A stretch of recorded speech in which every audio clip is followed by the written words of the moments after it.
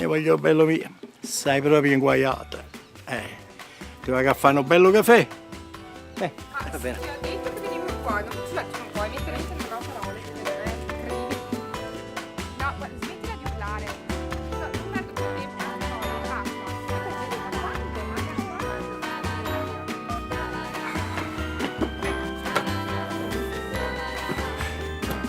Cioè, posso dirti una cosa? Io ti giuro, lo odio, ma veramente.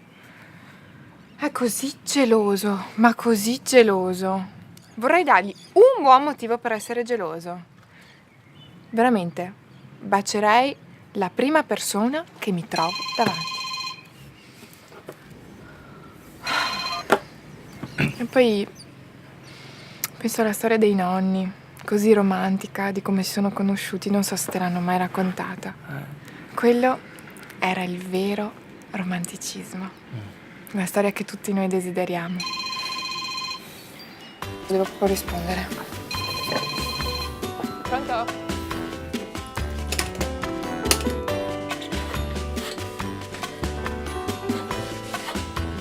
Antonio, ma mi racconti come hai fatto a far innamorare nonna Rita? Sono stato romantico e premuroso e molto attento. Anche se è un piccolo segreto. Cioè? L'acqua di Napoli. Per il caffè? Per il caffè, per la pizza e soprattutto per far innamorare la ragazza che ti piace, capito?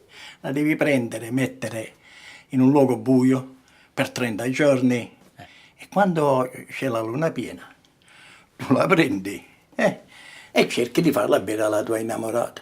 Lei la berrà e si innamorerà immediatamente di chi si troverà davanti, cioè tu. Hai capito? Questa è la pozione magica. Ho capito. Beh, sei fortunato, io ce l'ho qui, e te la vado a prendere e ti risolvo i problemi, non ti preoccupare.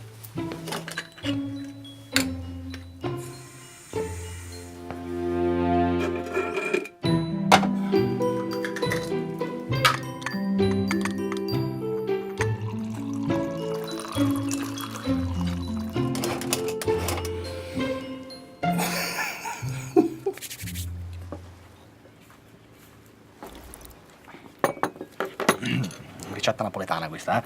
Grazie. In realtà sono un po' preoccupata perché ho paura che arrivi da un momento all'altro il mio ragazzo e è proprio l'ultima persona che ho voglia di vedere. No, vabbè, ma senti, vediamoci il caffè intanto, se arriva... No, ma vedi che mi chiama, sicuramente è lui, sicuro che è arrivato, guarda, sicuro. Lavinia!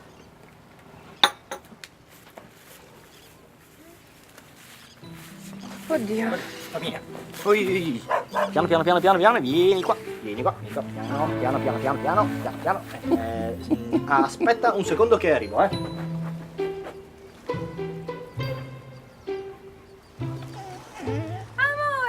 ciao! Ciao, cucciolo! Sì che sei bello! Oh, ciao, amore mio! Bello lui! Ah, comunque è buono il caffè, aveva non so che di menta. Poi mi spiegherai come l'hai fatto. Dai, non ti preoccupare che prima o poi lo lascia, stai tranquillo. Ma chi, il cane? No, il fidanzato, il cane resta.